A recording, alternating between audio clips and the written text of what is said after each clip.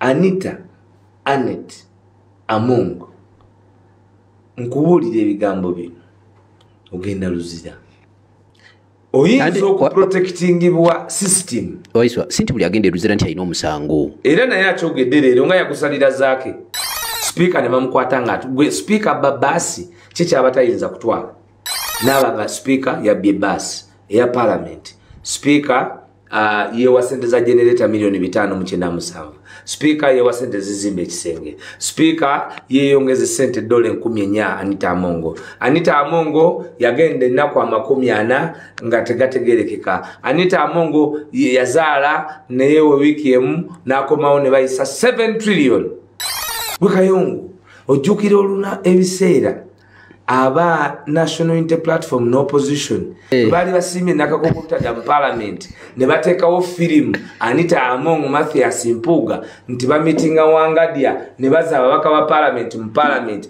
ne bayiso obutabalika musanvu twajja ne tuyogerako batwala sente zime ate twasazeewo tewali wagenda kunyumirwa sente zaffe za muwa musolo tumuleka kinaguke ekyo twakiganye kastori anajjanga ku minzani nga tulina evidence tujja kugamba nga bana Uganda nti oyaziridde kubanga olutabalo lwe tuliko abamu balusagiramu because abamu yes mulimu ate abatali beerufu tubawadde red card abatali beerufu tubawadde red card ekibeezezaawo struggle yaffe kati paka leero nti twaba mu kooti y'abantu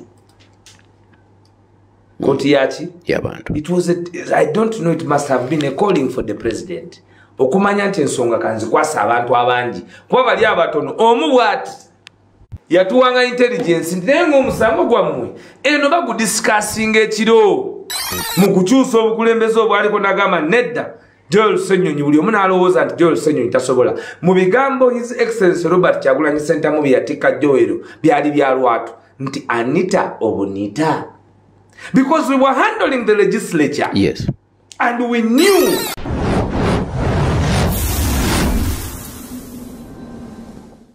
Alhamdulillah, mukama abadde asaasidde nti nze ndi muziki ennaku zennyini mukama ze yayogerako ez'okwenunula kubanga ebigambo bye tutandika okwogera no ku platform eno eyanamwatulira abantu abasinga babalooza nti tunyumya firimu abamu balooza tunyumya mboozi abala balowooza nti oba programu eno ebeerawo kyenagamba nti tebaginyumirwa obunyumirwa kubanga tujja ne tubabuulira biki programu eno abamu baatuuka ne balowooza nti kiri ekigambo kyenjogera nti doctrine of separation of powers amatabi asatu legislature abalina akatabo the legislature the executive and the judiciary nembagamba gali so important ga buvunaanyizibwa nnyo amatabi agasatu mu nzirukanya y'ensi kubanga kyebayita demokrasiya mulina okuba mu checks and balances mulina okuba mu okukebera munno buli mulina okuba mu okubega munno kyakola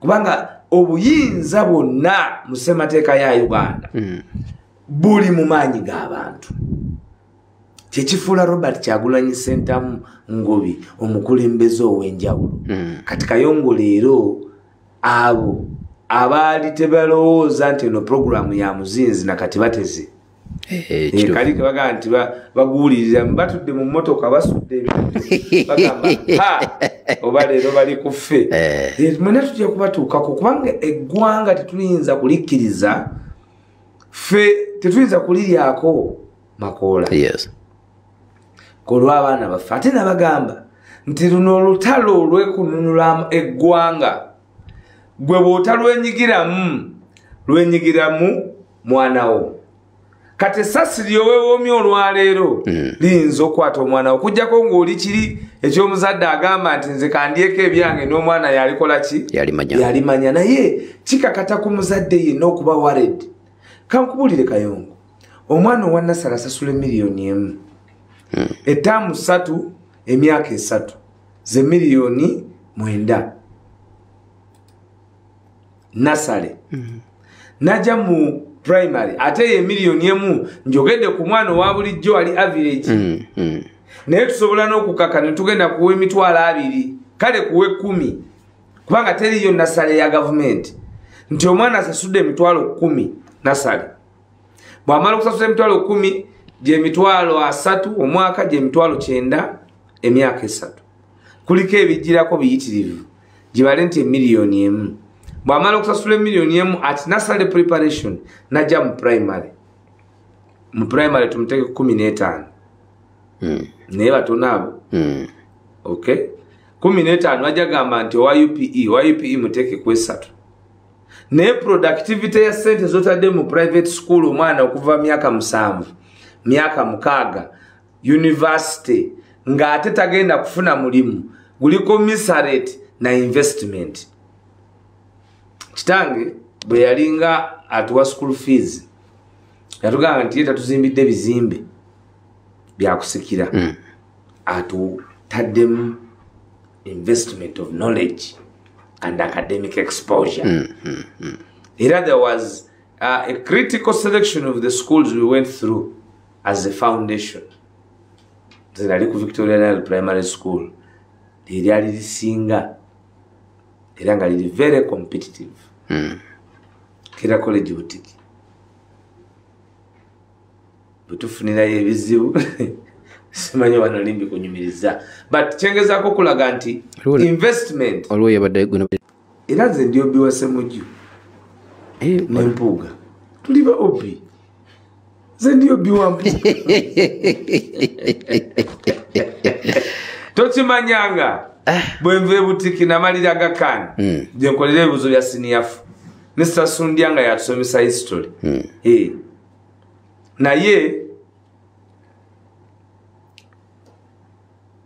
investment yeyo olwalira abaana b'omugigi gwaffe ojja kwesanga abazadde bangi ng'abaana babataddemu essente ne batuuka ku myaka gyendiko naye nga tebasobola kuba na mirimu gye bakola naye nga ssente bazikoze eki bazibataddemu so it is important nnyo nti gwe munnayuganda ofaayo ku bye twogerako najja nenga nti paalamenti awo wenjagalira ddala tuyingire oyingirewo bulungi wagamba otya najja ne mbagamba wano Kayongo ensonga zino gwe bakutiisatiisa nako yanenga nti Kayongo wegendereze mu kusooka gwe bw'okiwulira olowooza kya bulijjo naye ffe tuba tumanyi nti twewaddeyo nga saddaaka okukuuma oguli mu nva ne mu luwombo lw'abannansi olwaleero General Yoweri Kaguta Museveni alina intelligence lwabitegedde nti ba Anita Among okuva lwe bafuna obwa speaker bakakumpanya obutabalika 3.1 trillion. Munnayuganda mpuliriza bino si byakusaaga ebbaluwa evudde mu ofisi ya General Yoweri Kaguta Museveni egambye nti paalamenti ya Anita Among bakakumpanya obutabalika 3 miliyoni 10 3.1 trillion 3.1 trillion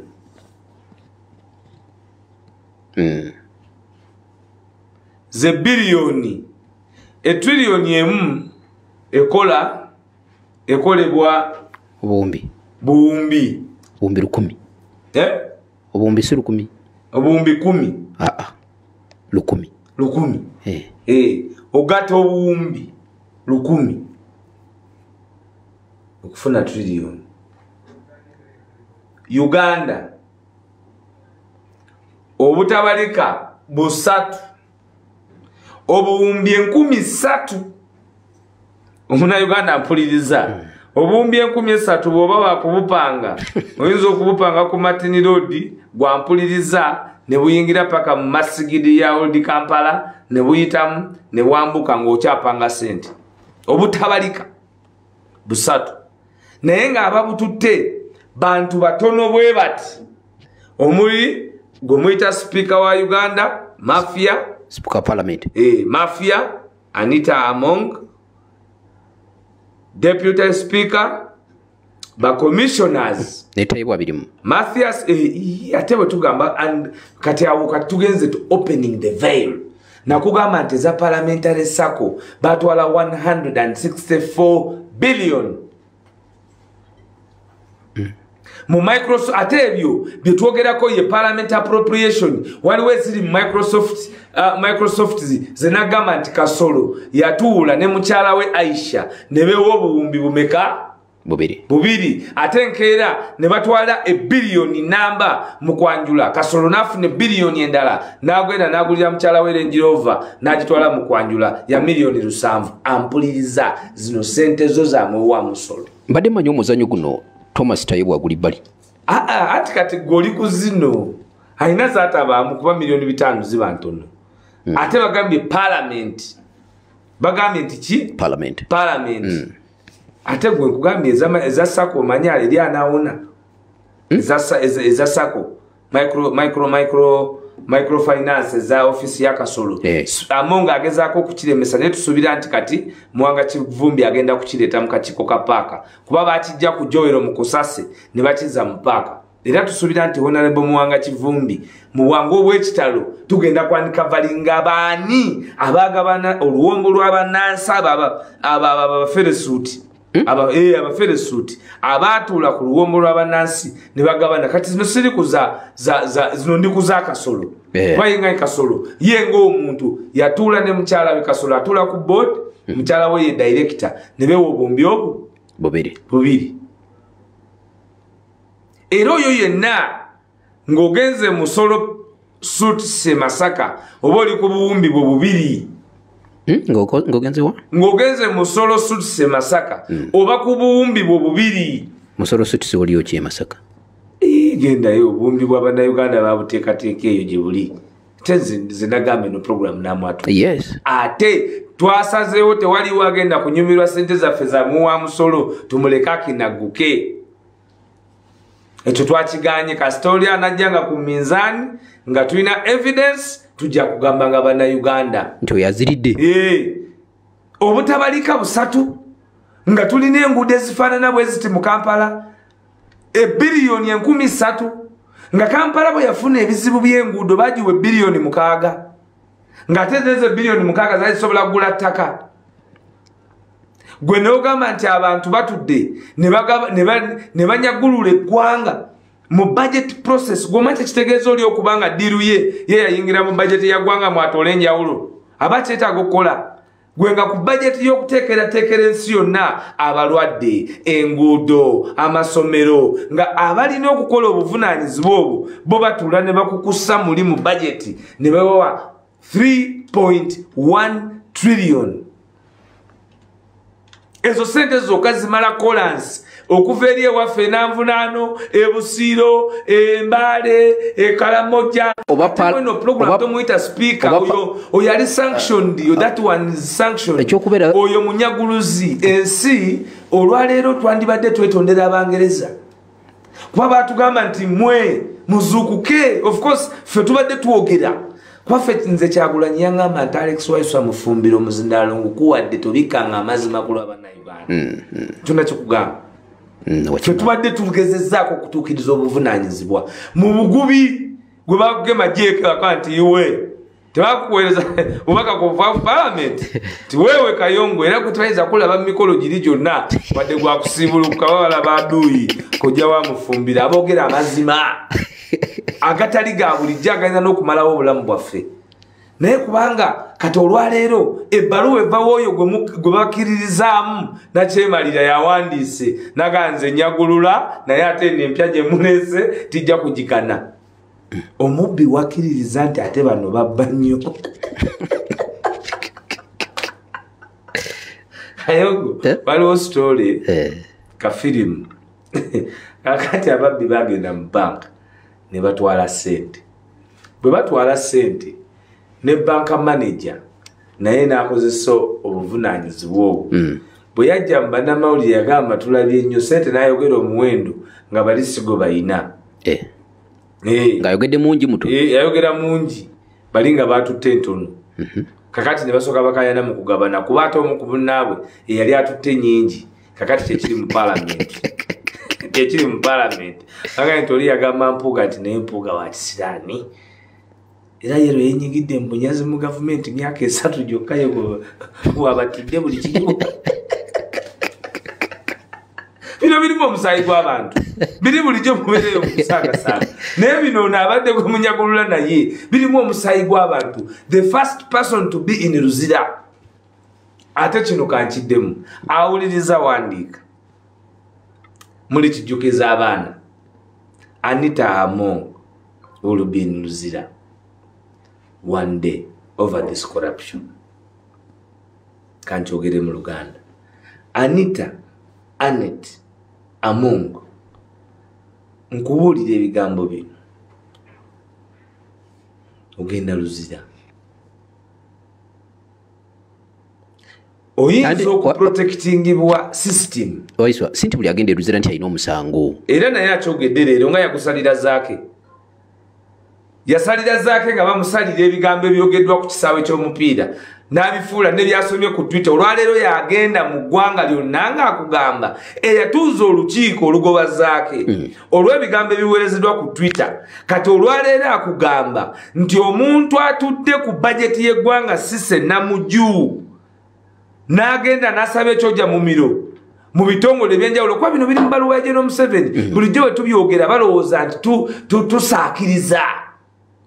Eggwanga lyaffe mulifudde firimu nti bateekateeka okutematema kubanga parliament eringa ampuliza parliament eringa bucha mubaleete ente yaffe yonna Uganda ne batematema nti Busoge n'atwalako ekisambi bano banatwala omugongo bano banatwala kino okusinziira ku bwetaavu.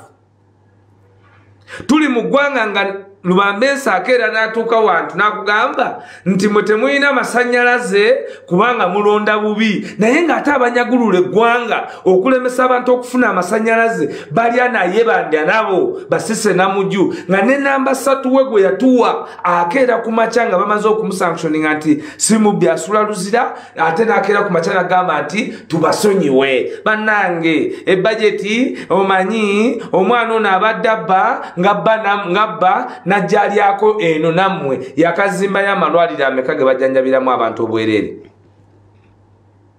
ayinayo ambulance meka ku buli kyalo kuba ssente gwampuliriza nti Namujju abadde akuwa emitwalo 2 abadde akuwa omutwalo gumu babasiikira piraawo babagulira walagi nga bwe nalabye bamuguza embaale ne mulowooza nti ebyo kwe kugamba nti balya nammwe aba alidde eddwaliro aba alidde luguudo gwe nakuleeterako obukunkumuka yeri enkoko president gyayogerako bulijjo omwagala w'abangi Robert Kyagulanyi Ssentamu nti enkoko bagimaanya ne bagirumya enjala bwe bamala okugimaanya ne bagirumya enjala ne bagisulawo ne bagisulira obukyere naye ng'eri mu bulumi naye ng'erina okulya mulya Uganda. Waliwo bagamba nti fine olirako waiso katono waliwo bagamba nti fine ensonga muziraba nti fine waliwo abalya naye nammwe temuli beerufu ate ffe tumanaginga sente zaani tuve ne mukusaagiriza mu nsonga zino lwaki ojaxtaposinga obunanfuusi ekyokubiri do we manage this money era singa tetubadde bwerufu tukuganyeeko okutukubamu tooki tetulina nkugana bagamba nti ekibiina kya National Unity Platform bw'okiteeka ku minzaani ya ssente okigenda kukuwangula wonna mu myaka 3 tulina ekitebe ekisuka AKM mu Kampala wakati Makerere ploti eya AKM mu Kampala egula ssente mmeka abampuliriza mugende mbavaliwa newe tulina ebizimbe 3 ebiri storied mu kibuga wakati tulina institute y'okusoma tusasula welfare National Unity Platform welfare y'abalwanyi baffe ne bannayuganda omugugu gwe twetisse gwe Kayongo tewaliwo omuntu ayinza gusubstitutinga na muntu yenna buli lunaku bakwata abaana legal process zigenda maaso buli lunaku tulina okugenda mu court tulina okusasula bail fee tulina okulabirirako abamu ku batono be tusobola ku baana b'abalwanyi abatiddwa kubanga soomusi babiri mwe bamanyiko be batono naffe tetubamalangayo kubamanya wadde tugezaako okuteekawo obuvunaanyizibwa nti tunoonya buli mwana akoseddwa olw'okubanga awagira Robert Kyagulanyi Ssentamu. It's not a joke. School fees of over 500 kids is not a joke. Okukyalira abaana abali mu makomera balwala abalwadde betuliko because it is Kyagulanyi and the National Unity Platform, we are the beacon of hope. Nkubulira ne bwoba ogenda kugeza nange abantu go bamanyi nti tuli mu lutabaalo abandabanga hope ng'oli bwakulaba akuyita muzeeyi era n'amanya nti ekyemisana akikoze eki akimaze just yes Kayongo naawe abakulaba eno nti oyogera nange bangi ate abalowooza nti wabimala era nga bamanyi nti Kayongo ovuga Benz naye gy'ovuga kubanga olutabaalo lwe tuliko abamu balusaagiramu because abamu yes mulimu ate abatali beerufu tubawadde red card abatali beerufu tubawadde red card gwe twawa omulimu gw'okukuuma ayogere bino byonna n'atabyogera twamuwa red card abasooka okumugamba nti akoze by'okuvaawo be babbi banne olwaleero ffe twejeerezeddwa thank God ku bwongo bw'omukulembeze waffe his magnanimity n'okulaba awala n'obuvumu mu kukyusa obukulembeze obwaliko nagamba nedda Joel Ssenyonyi buli omu n'alowooza nti Joel Ssenyonyi tasobola mu bigambo his excellency Robert Kyagulanyi Ssentamu bye yatikka Joel byali bya lwatu nti Anita Obonita because we were handling the legislature yes and we knew because omuntu ajja gamba lwaki bali ku parliamenti abamu bawulira nti bali ku Anita Among accountability of democracy is anchored on the doctrine of separation of powers amasiga asatu nagasomesa netuganyikiriza wano ku Pal FM sagala kugaddamu eno program kakati tulina okuba sacrosanct okumanya mu mitima gyaffe okwebuulirira nti weba kiringa maama kugenda tematema n'agamba nti emmere emale waka kilo 3 owulira taata n'anoonya weyeewola kilo 1.5 n'abamu nezigula kilo 1.5 maama najja n'amala okufumba mwena family manyi mulinawo kilo 3 kilo 1.5 n'azisindika ye n'agiteeka wansi waki omwemmeeza n'agabulemu kitundu mwena ne mulyako nga naye kwali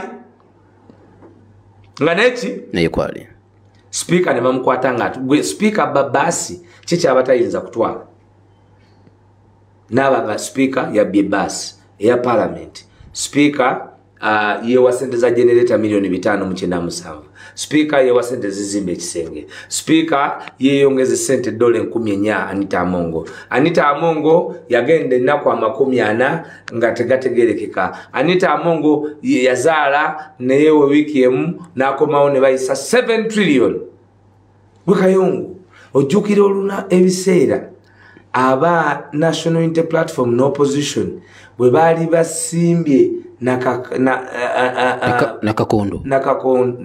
bachita nakakondo bachita nakakondo nakakongo bali basimye nakakongo kutaja mu parliament ne bateekawo film Anita Among Mathias Mpuga nti ba meetinga wangadia ne baza ababaka ba parliament mu parliament ne bayisa obutabalika musanvu twajja ne tuyogerako batwala sente meka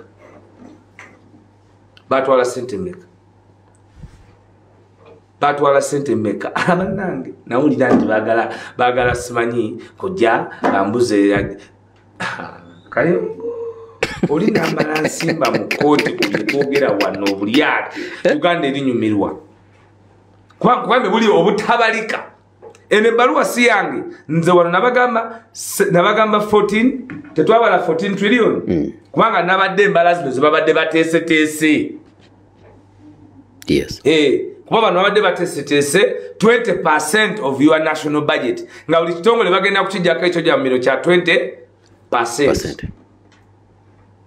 20 bino sagala mbinyonyole nnyo mu luzungu bantu butabitegeera nga bagenda kulya gwe ku ssente ze z'omuwa omusolo ebitundu 2 ku buli 10 mu nteekateeka y'embalira y'eggwanga nti bwe baba bagenda kuwa essente emulago ebiliyoni 6 bano bagalako ebitundutundu 2 ku biliyoni 6 nga mulago tennafuna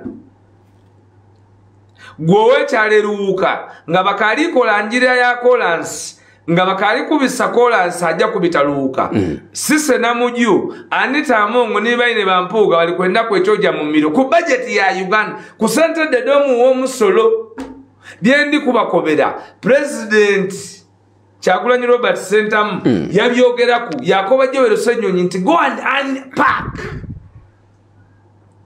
that legislature era Joel mulaba bwe yatuka bwati budget ne bagisala ono set causes overdraft total mismanagement and abuse of power tebakulimba in fact In fact, if I was your lawyer, Anita Among, and your clique, you would be charged in this regime, which has corrupt systems.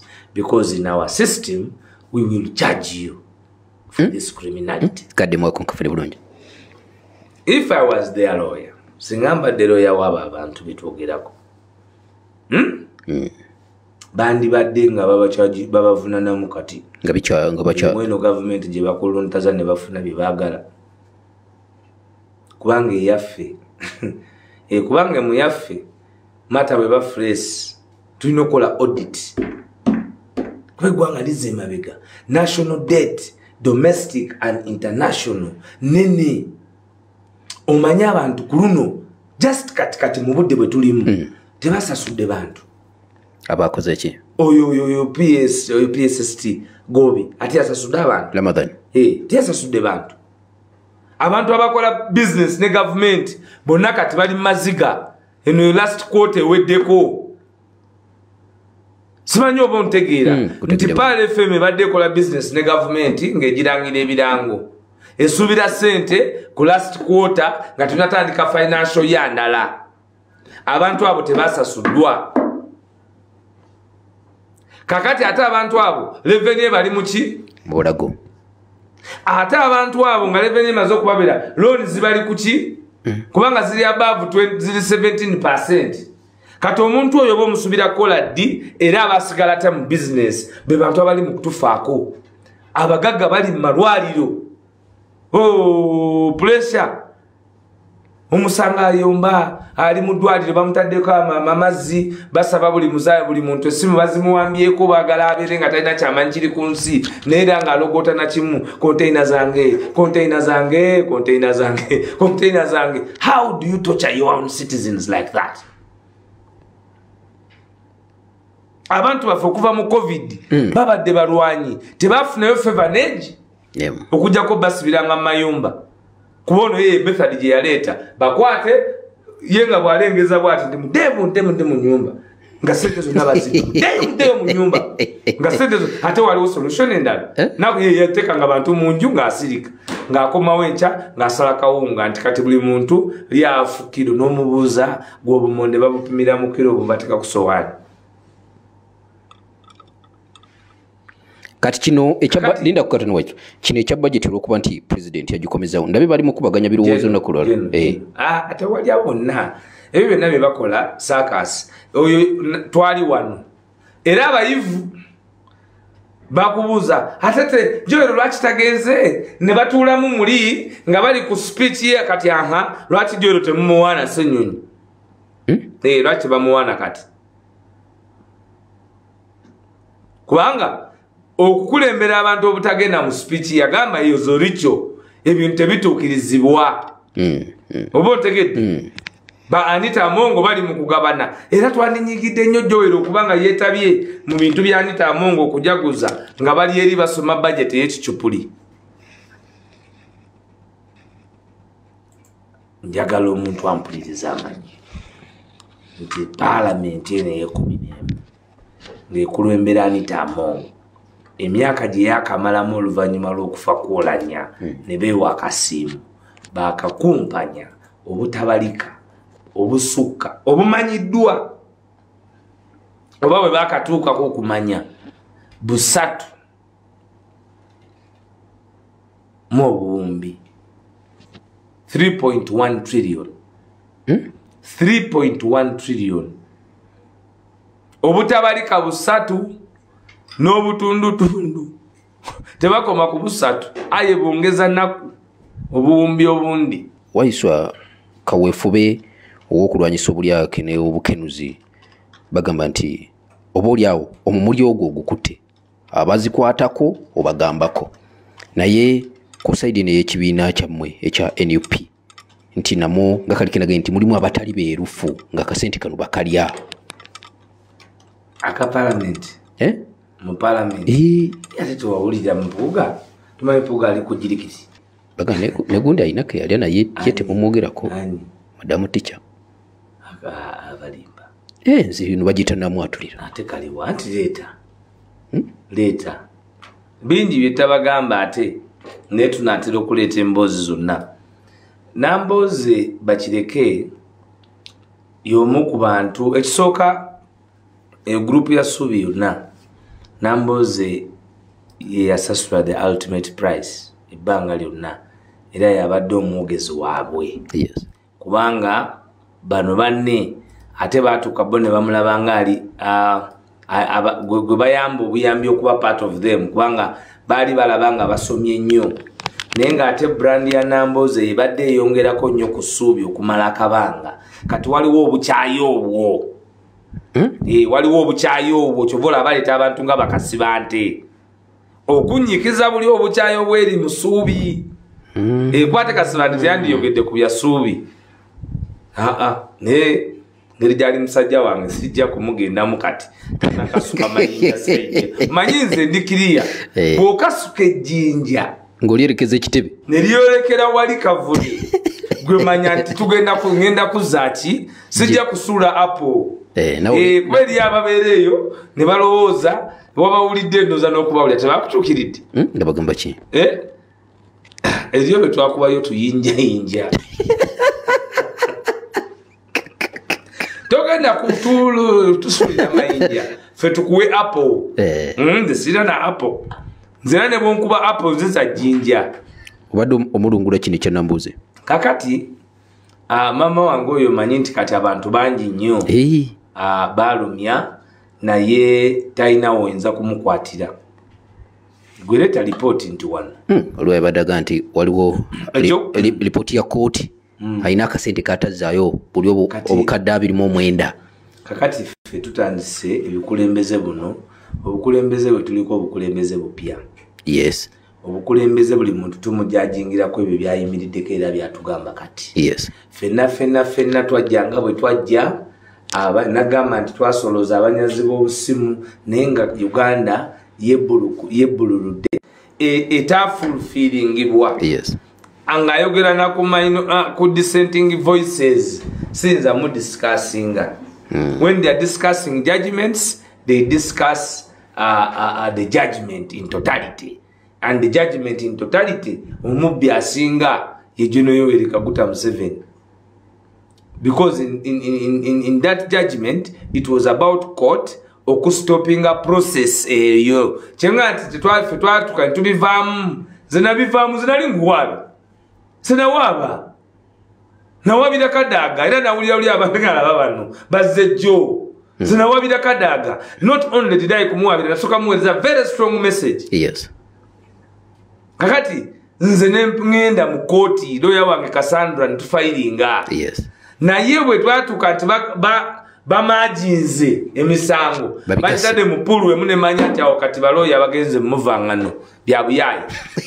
Era wabyali buyaye bwerere tewali kirala. Byali buyaye abatono nga Lord Mayor boyinza okwexoneratinga naye abalala bali mbuyaye. Kuba enkola ebaddewo eyajjajja Lubambensi okuzanyisa abantu mu kooti abeere nga ali certified kyova olaba Kyagulanyi akyasinze wano mu Uganda ffe tuli mufiirako kubanga yabijjayo mu kooti. Era nakati obawulira yagujjayo gwe mwali mumaze okulyamu ebinyeebwa. Kubanga jjajja yalwana nnyo nti tuteeke omusango mu kooti abalamuzi 9 bajje bonna bagambe nti wadde yabbye nnyo naye bye yabbye byabadde tebyonoona nva. Nti wadde yataddemu obutwa naye yatadde mu lita 10. Babiri be banaafa. Kuba ye enkola gye baali bakola ki? Gye baali bakola. Batuteekako. So nze ndowooza nti maama wange Betty Nambooze ate kasiba nti mubuuzi lwaki aluddewo okubireeta. Lwaki abireeta kati? Lwaki abireeta kati. Era bw'aba nayo ng'ayogerera Nambooze ayogerera Kimpuuga.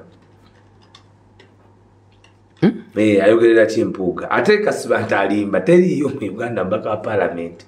Lwakuba nti yamutendeka kati bw'awaayiriza. Obadde olina ky'oleeta tuli mubaka wa Parliament akoze ate? Teri? Obadde oga nti teriyo mubaka wa Parliament noyingira ku kino yamutendeka gwawayiriza. Obadde olina statement gy'oyagala okumpa naye like teriyo mubaka wa Parliament. Nga oli mubaka wa Parliament. Yes. Mweyo Parliament nonga nti ate yali asplitendinga over yali Kasibante over Nambooze. Okyogedde mu Lunyanyimbe ab'emawogola tebakifunye. Kasibante ayinza kubanga yali abaddeko n'obuvunaanyizibwa mu parliament. Obusupervisinga Nambooze.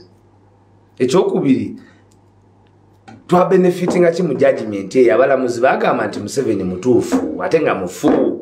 Kati lwaki omuntu oyo aba aleeta ensala eyo etujojobya paka kati oba ntegerekeka Kayongo ntegedde sikufunye bulungi judgment eyo yaggwa etya Museveni tali wano paka kati lwa judgment eyo wali ekibeezezaawo struggle yaffe kati paka leero nti ffe twaba mu kooti y'abantu Koti yachi yabantu. It was I don't know, it must have been a calling for the president. Okumanya nti ensonga kanzi kwasa abantu abangi. Kuba bali abatono omu bwati yatuwanga intelligence ntengo omusango gwammwe eno bagudiscussing ekiro. Owa Special Forces Command nti Chief Justice tava wano abalamuzi abamu tebava wano. Baloya abamu betusuubira nti balina kubanga bali ku mulamwa guno gwammwe ate nabo babeera ne Kalugira and Company Advocates. Sitegeera bigenda mu maaso nalebo Mr. President akaluwa kawangula. Eno tuwulira mu ndibaga nti omwana yatuwangula. Omwana yatu era ng'agamba waaba wangula. Ntuga nti Amboozi nga bwe nnyumya nga mpuliriza olowooza Amboozi ekyaddirira ng'amira pini nga Winyidola ayingidde principal judge ayingidde n'abalala bayingidde mu State House bali mu kugula musango ng'abakwatiriza video gye yatanga bafuluma bagamba nti leero tayo ka video agakasa nti amawulire g'otuwa kati ge gabaddewo n'agamba mubindekere okwekavalinga video gye yafulumya to the public, to the whole nation ng'abalamuzi abagenda okutuula musango gwa Kyagulanyi bali ne fayiro mu mamotoka badukana netuga netuga atugende mu kooti y'abantu mu balamuzi General Museveni asinkana abalamuzi abo bonna naye mu kusinkana abalamuzi Justice Kisakya agaana. Justice Kisakya akola ki? Agaana agamba nze ngenda kuwa ruling yange okusinziira ku buyivu kubanga bakugamba naye nga ruling ebakayanya yakujjayo mu ki musango olubano nabo bagamba tajjayo tajjayo naye nga ekyo kyonna bakigenda mu confusion eyo okugezaako okuteekawo embeera egamba nti gavumenti yaabwe eri mu mateeka kubanga amawanga gonna gaali gaganye the existentiality of the longest government in this region of General Yoweri Kaguta Museveni. Kakati abantu abasinga Justice Kisakya bajjako amasanyalaze tenti bagigala office paka leero n'okumulaba kumugana lwakuyimirira ng'omu. So ffe twebaza okulengera okwewala okw'omutumero omwagala w'abangi Kyagulanyi Robert Sentamu naga nti guddeyo mu kooti y'abantu bolaba kati emboko mu bantu gyeri emboko mu bantu ki gyeri era nze nyunga eddoboozi lyange kwabo bonna bempulira abateekateeka nga 23 okuyimirira ne bannayuganda nawulidde nti bali parteless bali fearless bali Uganda full. So abantu bonna abayimirira mu nguzi nze bemugamba nti nga 23 ku parliament awandiika mu katabu mufumbiro nja kubaawo awazira kwebuuza ku muntu yena kiri gy'oli gwe munnayuganda onaabeerawo Mukama Katonda abankumire byonna tubyogera ku lwa Katonda n'eggwanga lyaffe wadde batutiisatiisa wadde bakola ki of course nze kati okuntiisatiisa bakuvaako basigala kubeerayo mu buyumba bwabwe ne bakolima we will get him tetusobola kubanga tugaziwa okusinga kwano nze muzzukulu wa Jjajja Buda Kayongo atuweeyo ndala atuwaire enanga eyo Uganda manya nti emirimu n'obuvunaanyizibwa bwonna bwe muweebwa muweereza bannayuganda